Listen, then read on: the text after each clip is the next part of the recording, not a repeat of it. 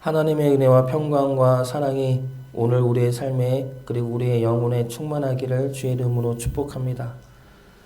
오늘부터 새벽마다 창세기 말씀을 같이 보도록 하겠습니다. 창세기는 이 우주가 어떻게 창조되었는지를 설명하는 말씀이 아닙니다. 어떠한 지식을 알려주는 과학적이거나 이성적인 책이 아니라 하늘의 비밀과 하나님의 뜻을 알려주는 선포의 말씀입니다. 창세기는 모세가 기록한 것으로 알려진 책입니다. 그러면 모세가 이 창세기를 언제 기록했습니까? 광야에서 그리고 시내산에서 이 창세기 말씀을 기록한 것으로 보고 있습니다. 하나님은 이스라엘 백성들을 애굽에서 구원해 내셨습니다. 그런데 구원해 내시고 인도하신 곳이 광야이죠. 아무것도 없는 광야에 인도하고 계시면서 하나님의 말씀을 하나님은 지금 가르쳐주고 계시는 겁니다. 그러면 이스라엘 백성들 입장에서는 세 가지 측면에서 의문을 가졌을 것입니다. 먼저 하나님은 누구인가이죠. 하나님은 누구이기에 애굽에서 그러한 능력과 이적을 보여주며 우리를 인도하시는 것인가? 라는 의문입니다. 그리고 두 번째 질문은 우리는 누구인가? 입니다.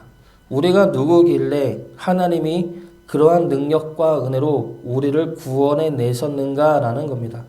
하나님한테 우리가 무엇이고 누구냐라는 것이죠. 그리고 세 번째 질문은 우리가 살고 있는 이 땅의 삶은 무엇인가?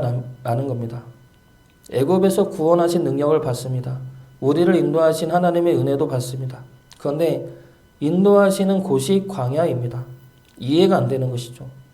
왜 하나님은 우리를 기껏 구원해 냈는데 왜 우리의 삶은 여전히 힘들고 고달프냐라는 겁니다. 우리 입장에서 정리하면 나를 구원하신 하나님은 누구이며 왜 나를 구원하셨으며 왜 이 땅의 삶은 광야같이 힘들고 고달프냐라는 겁니다. 창세기는 바로 이 세 가지 질문에 대한 대답이고 하나님의 가르침입니다. 어느 정도 답은 이미 알고 있죠. 하나님은 우리의 창조주 되시고 나는 하나님이 만드신 하나님의 형상이며 자녀이고 이 땅은 죄로 인해 어그러진 세상이다라는 단편적인 답들은 알고 있습니다. 그러나 그 답 속에 담겨진 하나님의 깊은 사랑과 은혜는 우리가 각자 깨달아야 할 것입니다. 하나님이 얼마나 크고 위대하신 분이며 그분의 우리를 향한 사랑이 얼마나 절절한지는 알려준다고 읽는다고 깨달아지는 것이 아니죠. 우리가 말씀을 같이 보면서 스스로가 깨닫고 느껴져야 할 것입니다. 창세기는 익숙한 말씀이지만 이 말씀을 보면서 하나님의 사랑과 열심을 깊이 느끼며 간직할 수 있는 시간이 되기를 주의 이름으로 축복합니다. 창세기 1장 1절은 태초에 하나님이 천지를 창조하시니라 라는 말씀으로 시작이 됩니다. 이 말씀은 과학적인 설명이 아니라 선포라고 하였습니다. 그러므로 하나님이 누구신가에 대한 답을 하고 계시는 겁니다. 하나님은 누구입니까? 첫 번째로 우리의 창조주 되십니다. 당연한 말씀이면서 익숙한 말씀이죠. 그런데 이 말씀을 처음 듣는 광야에 있었던 이스라엘 백성들 입장에서 한번 생각해 보시기 바랍니다. 그러면 이 말씀은 놀라운 말씀이 됩니다. 우리를 구원하신 하나님이라는 신은 누구입니까? 어디에 있는 신입니까? 애굽을 이겼으니 애굽의 신보다 강할 것인데 그러면 신의 산에 있는 신입니까? 그 당시 고대 사람들의 인식으로는 이러한 생각을 했을 것입니다. 애굽보다 강한 신이 있었나? 누구이지? 그런데 그 질문에 대한 하나님의 대답이 무엇입니까? 나는 어디에 있는 신이 아니다 라는 겁니다. 신의 산에 있는 신이 아니고 가나안에 있는 신이 아니라 이 세상 어디에나 존재하며 모든 곳에 존재하고 있다. 이 세상 천지를 만든 것이 나다라는 겁니다. 다시 말하면 온 우주 만물의 창조주이며 주인이다 라고 선포하고 계시는 겁니다.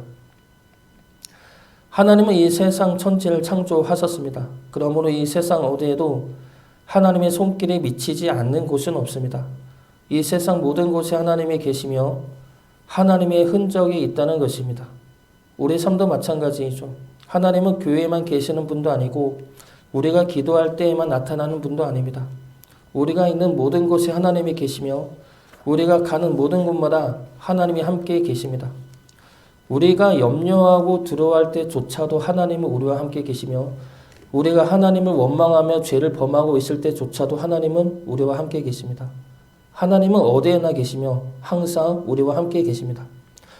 우리와 함께 하시는 하나님 안에서 하나님의 창조의 능력이 우리 삶에도 부어져서 우리 삶이 주의 손길 안에서 늘 새롭고 거룩하게 창조되어 가기를 주의 이름으로 축복합니다. 두 번째로 하나님은 우리의 주인 되십니다. 1절의 태초에라는 히브리어는 베레시트입니다. 베레시트는 맨 처음이라는 뜻이죠. 이 말은 시간의 시작이라는 의미도 있지만 근본에 대한 의미가 더 강한 단어입니다. 우리 뿌리가 무엇이냐, 우리 근본이 무엇이냐라는 의미로서의 단어가 이 베레시트라는 것이죠. 그러면 태초에는 창조의 시작임과 동시에 이 모든 것이 시작이 누구냐를 가리키는 말씀이 되는 겁니다. 모든 것의 시작이 누구입니까? 바로 하나님이라는 것이죠. 그렇기 때문에 하나님이 온 우주 만물의 주인이며 우리의 주인 되십니다. 우리의 시작이 하나님이며 우리의 주인이 하나님이라는 것은 우리가 곧 하나님의 것이라는 말씀이죠. 하나님은 하나님의 것을 빼앗기지 않습니다. 하나님은 하나님의 자녀를 절대 죽음과 악이 가져가도록 내버려 둘 수 없으신 분입니다. 광야에서 이스라엘 백성들의 질문, 내가 누구이기에 하나님이 우리를 구원해 냈느냐는 질문에 대한 하나님의 답이 바로 이것입니다. 너는 내 것이다 라는 것이죠. 내가 너를 사랑으로 창조하였고 내가 너의 시작이며 근본이기 때문에 너는 내 것이다. 너를 내가 절대 놓지 않겠다 말씀하고 계시는 겁니다. 세상의 유혹과 시험에 우리가 넘어지고 그러한 것들에 우리가 마음이 빼앗긴다 하더라도 그래서 우리가 하나님을 떠나 죄 가운데서 하나님을 부정하고 원망한다 하더라도 하나님은 우리를 절대 빼앗기지 않겠다는 겁니다. 우리를 놓치지 않고 사랑으로 붙잡겠다는 것이죠. 그 이유가 무엇입니까? 우리가 하나님의 것이기 때문입니다. 하나님은 절대 우리를 포기하지 않으십니다. 우리의 가정도 절대 포기하지 않으시고 우리의 사업장도 절대 포기하지 않으십니다. 우리가 속한 그 모든 것들을 하나님은 절대 포기하지 않으십니다. 하나님은 그것이 이미 하나님의 것이기 때문에 하나님이 반드시 하나님의 품 안으로 다시 붙잡아 오실 것입니다. 그 일을 하나님은 절대 포기하지 않으십니다. 성경의 말씀은 창세기부터 요한계시록까지 포기하지 않으시고 하나님의 자녀를 하나님이 되찾으시는 하나님의 열심과 사역에 대한 증거의 말씀이 성경의 말씀입니다. 성경 곳곳에서 하나님은 우리를 향한 사랑과 은혜를 드러내시고 그리고 우리를 포기하지 않으신다고 계속해서 말씀하고 계십니다. 하나님의 사랑과 은혜는 우리의 죄보다 항상 더 크십니다. 하나님은 우리를 하나님의 것으로 삼아 우리를 하나님의 거룩한 백성으로 다듬어 가실 것입니다. 하나님의 사랑으로 거룩한 주의 백성이 되시기를 주의 이름으로 축복합니다. 마지막으로 하나님은 우리의 구원자 되십니다. 하나님은 온 우주를 창조하시면서 시간과 공간 또한 창조하셨습니다. 태초는 시간이고 천지는 공간이죠.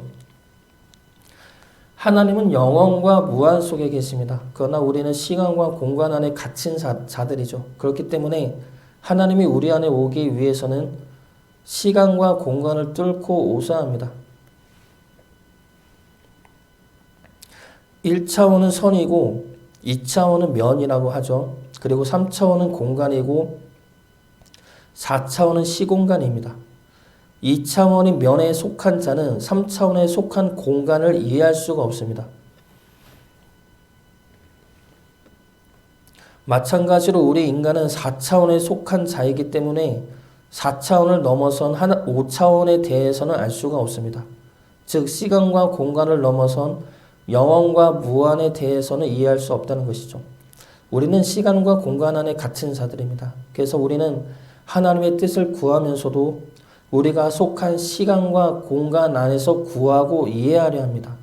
하나님 이때 도우셔야 하며 이때 이곳에서 역사해야 한다고 조급해하며 기도한다는 것이죠. 그런데 우리의 지난 삶을 돌아보면 어떻습니까?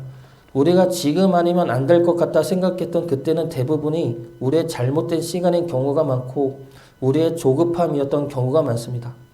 지나고 보면 내가 생각했던 그때보다 하나님의 때가 더 정확했고 하나님이 역사하신 그때가 우리에게는 더 큰 은혜의 시간이었던 경우가 많습니다.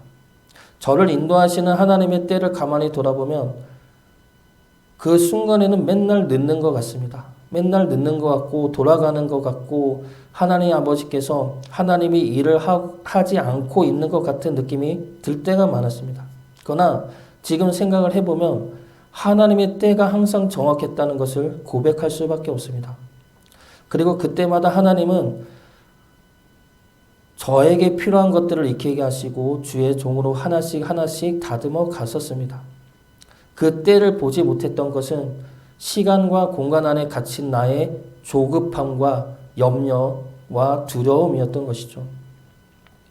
하나님은 영원과 무한 속에 계시기 때문에 우리 시간 안에 역사되어지는 그 시간은 정확한 하나님의 시간이며 하나님의 때입니다.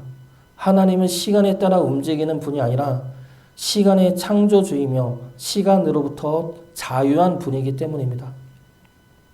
그리고 그 하나님의 때가 임할 때 우리는 비로소 하나님이 그 모든 과정 속에서 역사하시고 개입하셨으며 하나님의 강한 손으로 우리를 이끄시고 인도하셨음을 보게 될 것입니다. 영원을 누리시는 하나님이 하나님의 때에 역사하실 것입니다. 그 정확한 때를 믿음으로 기다리며 바라보며 우리에게 맡겨진 하루의 사명에 충실할 수 있기를 주의 이름으로 축복합니다.